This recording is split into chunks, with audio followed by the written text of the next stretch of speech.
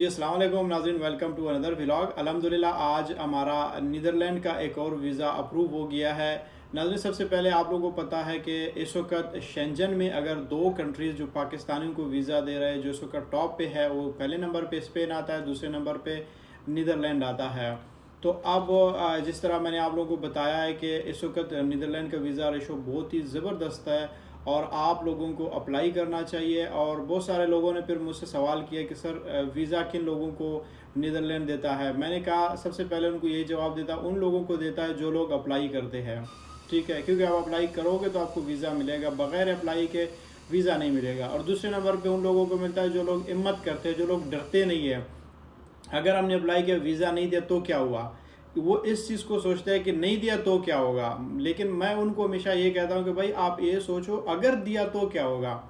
तो अगर मैं भी आप लोगों की जगह इस वक्त होता पाकिस्तान में, कि अगर मैं भी कहता कि अगर मैंने अप्लाई किया वीज़ा नहीं दिया तो क्या होगा, लेकिन मैंने ऐसा नहीं सोचा। मैंने अप्लाई किया और मुझे वीज़ा मिल गया, ठीक है, मुझे स्पेन का मिल गया। लेकिन इसी तरह जो नीदरलैंड का भी मैं कह रहा हूँ, नीदरलैंड में भी उन लोगों को मिल रहा है जो लोग अप्लाई करते हैं, जो लोग हिम्मत करते हैं, जो लोग जुर्रत करते हैं, जिन्होंने अपने फ़ाइल के ऊपर थोड़ा बहुत काम किया है। फ़ाइल से काम से मतलब क्या है, अगर आपके पास बैंक स्टेटमेंट है तो वेल एंड गुड, अगर नहीं है तो भी आप स्पॉन्सर बेस पे आप अप्लाई कर सकते हैं। और अगर आपके पास बैंक स्टेटमेंट है तो फिर आप जो है वो नॉर्मल अप्लाई कर सकते हैं। और अगर आपके पास बिज़नेस है, आपके जो बिज़नेस के डॉक्यूमेंट्स है, अगर आप जॉब करते हैं तो जॉब के डॉक्यूमेंटेशंस आपके पास होनी चाहिए। तो ये चीज़ें जब आपके पास होंगे तो आप अप्लाई करेंगे तो आपका जो वीज़ा है उसके चांसेस बढ़ते जाएंगे। तो इसलिए मैं आप लोगों को बोलता हूँ कि भाई आप लोग डिले ना करें, आप लोग ज़्यादा टाइम ना ले लें, क्योंकि इस वक्त जो सबसे शेंजन कंट्रीज़ की अगर मैं बताऊँ, स्पेन और नीदरलैंड वीज़ा दे रहे हैं, उन लोगों को दे रहे हैं जिनके पास बैंक स्टेटमेंट 15 से 20 लाख है। तो अदरवाइज़ जिनके पास बैंक स्टेटमेंट नहीं है उनको हमेशा मैं माजरत करता हूँ, मैं कहता हूँ भाई आप अप्लाई करो। जो पैसे नॉर्मली आप कंसल्टेंट के पीछे पड़े रहते हैं कि भाई आप मुझे डन बेस पे पहुंचा दो, आप मुझे वर्क परमिट पे पहुंचा दो, तो हमेशा मैं उन लोगों को कहता हूं कि भाई अगर आपके पास इतने पैसे हैं तो आप अपना बैंक स्टेटमेंट क्यों नहीं बनाते हो, वही पैसे अपने बैंक अकाउंट में डालो, विजिट के लिए अप्लाई करो, वीज़ा जब लगेगा तो यहाँ पे आ जाओ, वर्क परमिट पे इसको कन्वर्ट करो, यहाँ पे आओ, आप बिज़नेस करो। तो दूसरी बात यह है कि मैं आप लोगों को हमेशा वीडियोस में नहीं कहता हूँ कि आप लोग आ जाए मेरे कंसल्टेंसी में, मेरे फर्म में मुझसे अप्लाई करो। मैं हमेशा ये कहता हूँ कि भाई आप ऐसे कंसल्टेंट के पास जाएं जिसके पास एक्सपीरियंस हो, जिसको पता हो कि यूरोप में, शेंजन में कहाँ पे जाना होता है। अब कल कराची से एक भाई है, उन्होंने मुझे कॉल किया है कि सर मैं जब भी आपके पास आता हूँ एक रिजेक्शन के साथ आता हूँ। मैंने कहा भाई आप अप्लाई करते हो, रिजेक्शन का आते हो, फिर मेरे पास क्यों आते हो। तो मुझे जब उसने, मैंने कहा थोड़ा मैं टाइम था मेरे पास, मैंने कहा चलो आप इस दफ़ा मुझे डॉक्यूमेंट्स अपने सेंड करो। जब उसने डॉक्यूमेंट्स मुझे सेंड किया तो उसने क्या किया है, उसने अप्लाई किया स्पेन के लिए, और उसने जो होटल की जगह, उसने हॉस्टल, किसी हॉस्टल में कोई बुकिंग किया था और उसने बुकिंग किया है बार्सिलोना का। लेकिन जो ट्रैवल प्लान उसने बनाया है स्पेन का, फ्रांस का, स्विट्ज़रलैंड का, ना उसने स्विट्ज़रलैंड के होटल बुकिंग लगाया है, ना फ्रांस के होटल बुकिंग लगाया है। सिर्फ ट्रैवल प्लान बनाया कि मैं स्पेन भी जाऊंगा, मैं फ्रांस भी जाऊंगा, मैं स्विट्ज़रलैंड भी जाऊंगा।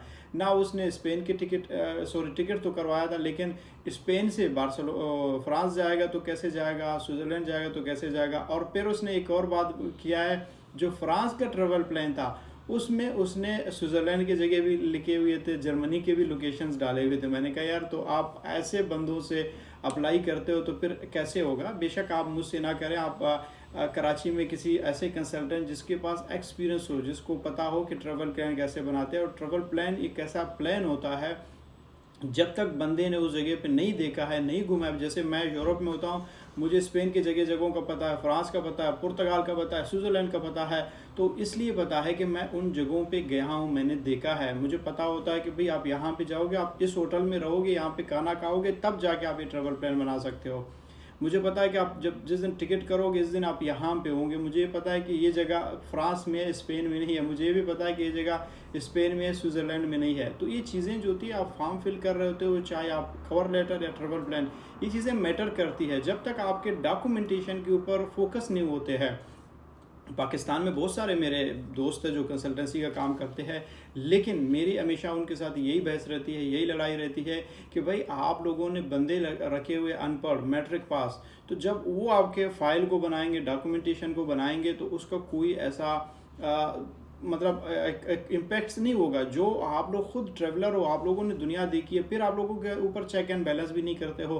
तो अल्हम्दुलिल्लाह अगर मैं इस वक्त क्लेम करता हूँ कि मेरा वीज़ा रेशो ठीक है इस वक्त, उसका सिर्फ एक ही रीज़न है, वो ये है कि मैं अभी तक जो डॉक्यूमेंटेशन है, फ़ाइल है, ख़ुद बैठ के बनाता हूँ। बेशक मैं यूरोप में हूँ, लेकिन यहाँ से बैठ के मैं उनको दे देता हूँ।